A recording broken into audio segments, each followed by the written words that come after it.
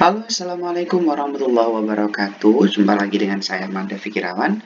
Pada video kali ini saya akan berbagi tentang bagaimana sih kita akan mengerjakan atau mengisi RHK kita di platform Merdeka Mengajar tentunya pada periode kedua ini. Yang deadline-nya selain hanya sampai tanggal 31 Juli. Yuk para guru di seluruh Indonesia yang belum menyelesaikan, segera diselesaikan. Bagaimana sih cara mengisinya? Langsung kita bahas. Yang pertama, seperti biasa, kita buka platform Merdeka Mengajar itu sendiri. Setelah itu, kita coba untuk login ya. Nah, kita masuk terlebih dahulu. Seperti yang kita tahu, ini menggunakan akun belajar ID kita masing-masing. Ini kita pilih akun belajar ID kita. Kita tunggu sampai benar-benar masuk pada akun belajar ID kita. Masukkan password jika minta password.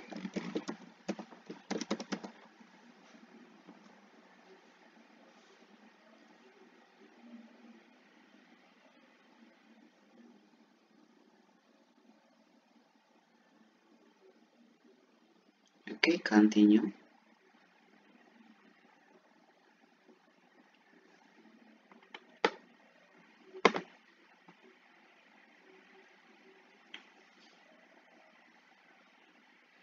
Nah, seperti ini ya. Ini adalah halaman yang sudah masuk ya. Seperti biasa, kita langsung ke pengelolaan kinerja. Nah, buat teman-teman yang belum mengatur periode, yang pertama dilakukan adalah kita tekan nama kita di pojok sana ya. Sebentar, teman-teman. Nah, ini ya. Kemudian kita klik ganti periode. Nah, di sini kalau belum pernah membuka, di sini ada kan yang kemarin Januari Juni, sekarang ganti kepada Juli Desember. Oke. Kalau sudah oke, pilih Juli Desember tentunya. Oke, baru pilih. Nah, karena saya sudah pilih, jadi di sini sudah abu-abu, tidak bisa dipilih kembali. Oke, kalau sudah selesai, kita cek di guru di sini ya. Setelah itu, kita pindah ke sebagai pegawai. Nah, teman-teman, karena kemarin saya sudah coba-coba ya, jadi di sini munculnya lanjut rencana kinerja. Jika yang pertama kali pilih, di sini akan tertulis sebagai mulai, gitu ya. Nah, jadi di sini lokasinya sama persis. Jadi kita Juli adalah periode perencanaan, Agustus Desember di sini adalah beberapa langkah ini, 4 hal yang dilakukan di antara Agustus dan Desember. Jadi ingat deadline-nya hanya sampai 31 Juli. Jadi yang belum yuk segera-segera kerjakan. Lanjutkan rencana kinerja. Nah, setelah dipilih di sini teman-teman, di sini ada beberapa rekomendasi ya. Kebetulan di saya ada 1, 2, 3, 4, 5, 6, 7, 8 ini ya yang berwarna merah ini. Ini adalah rekomendasi sesuai dari kebutuhan di kalender, bukan kalender ya, dari rapot pendidikan, mohon maaf ya. Di rapot pendidikan kita ini karena sudah terintegrasi, jadi yang disarankan di sini adalah yang memang dibutuhkan, ditingkatkan di rapot pendidikan kita. Saya sarankan teman-teman dalam satu sekolah agar semua aspek yang disarankan oleh rapat pendidikan dapat terakomodir. Idealnya semua guru atau kepala sekolah yang ingin mengisi di sini persebarannya harusnya sih merata. Jadi harapannya semua indikator yang disarankan ini ada yang memilih. Sehingga apa? Semua indikator itu terisi dan terjadi sebuah perubahan. Nah, ada sebuah perubahan. Jika hanya beberapa saja yang dipilih, sebenarnya tidak masalah, tidak menjadi masalah. Cuman nanti di rapat pendidikan ada beberapa aspek indikator yang disarankan akan kosong. Jadi tidak ada peningkatan seperti itu. Namun jika semuanya ini ada yang memilih, ada yang bertanggung jawab di sekolah tersebut, otomatis akan ada perubahan kenaikan di sana. Jadi kalau bisa teman-teman bisa dirapatkan dengan teman-teman, ada beberapa indikator ini yang harusnya diambil oleh semua guru yang ada di sekolah tersebut. Nah, kebetulan di sekolah kami sudah melakukan rapat dan saya sendiri ke bagian ekspektasi pada peserta didik. Nah, ini ya, ketika sudah dipilih, baru ke pengembangan kompetensi.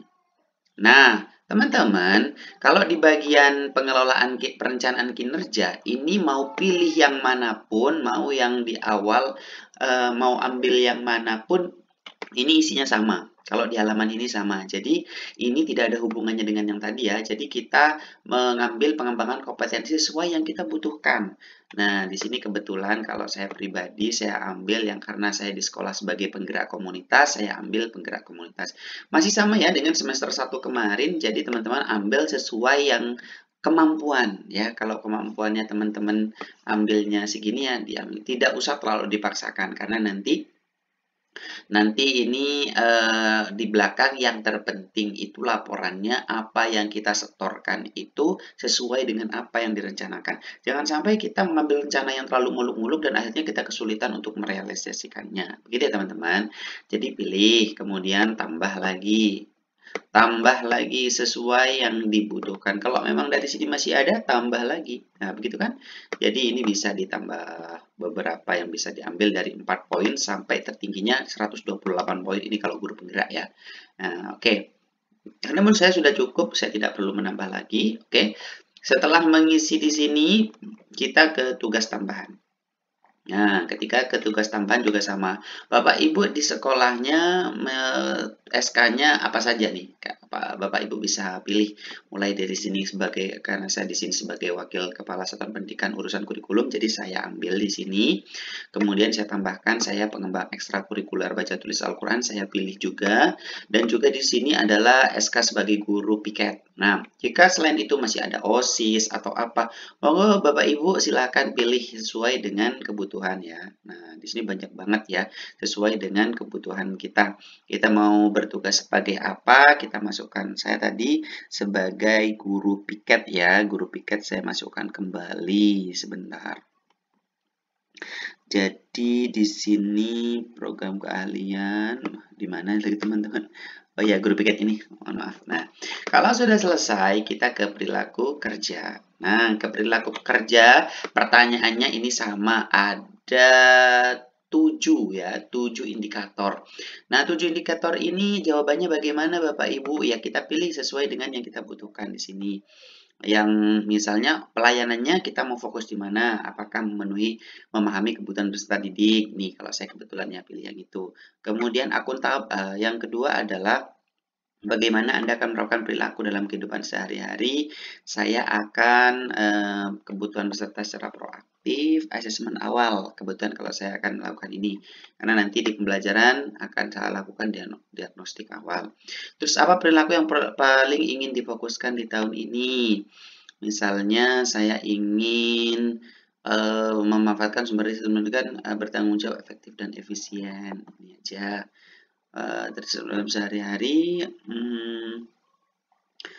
cara efisiensi ini ya. Ini pilih saja Bapak Ibu sesuai dengan kebutuhan. Paling ingin difokuskan yang pertama di sini membantu peserta didik rekan sejawat. Ini saya fokus ini ya, sharing berbagi praktik baik mungkin. Bagaimana Anda akan menerapkan perilaku tersebut? Di sini akan antara rekan sejawat ini. Boleh ya sesuai harmonis pilih yang mana, menghargai setiap warga satu pendapat yang memerlukan. Terus juga di sini bagaimana cara menawarkan. Ya, ini yang ingin saya lakukan. Loyal di sini megang teguh moral, menjaga nama baik, menjaga informasi bersifat sensitif. Oke, megang teguh moral, mati peraturan undang-undangan yang berlaku. Di sini menyebarkan, mencegah situ pada perpecahan ya. Oke. Dan ada adaptif. Ini kalau adaptifnya terus berinovasi mungkin ya, kalau saya begini seperti itu. Terus membuat inovasi yang mendukung tujuan secara konsisten, mengantisipasi, memanfaatkan teknologi. Nah, ini saya lebih ke melakukan memanfaatkan teknologi, kolaboratif, beri kesempatan bekerja sama terbuka, masyarakat dunia, menggerakkan visi misi. Ini saya lebih ke itu. Terus visi misi menggunakan sumber daya mendukung untuk pendidikan, mendorong bangun komunikasi. Nah, ini aja. Oke, kerangkuman. Oke, ini bisa dicek ya, kerangkuman ini akan dilihat preview dari semua hal yang sudah kita pilih. Kalau menurut kita sudah oke, kita lanjutkan saja dan bismillah ajukan. Nah, sudah, ini tinggal nunggu ACC dari Kepala Satuan Pendidikan bisa kembali ke beranda, kita nanti cek. Baik, itu saja teman-teman. Sebenarnya simpel, nggak sampai 15 menit ya. Ini di sini ada 10 menit. Bapak Ibu bisa lakukan. Ingat ya, deadline-nya tinggal 31 Juli 2024 yang hanya tinggal beberapa hari lagi. Semangat melakukan perubahan di dunia pendidikan Indonesia. Kita jumpa lagi di video menarik selanjutnya. Saya Heri, Assalamualaikum warahmatullahi wabarakatuh.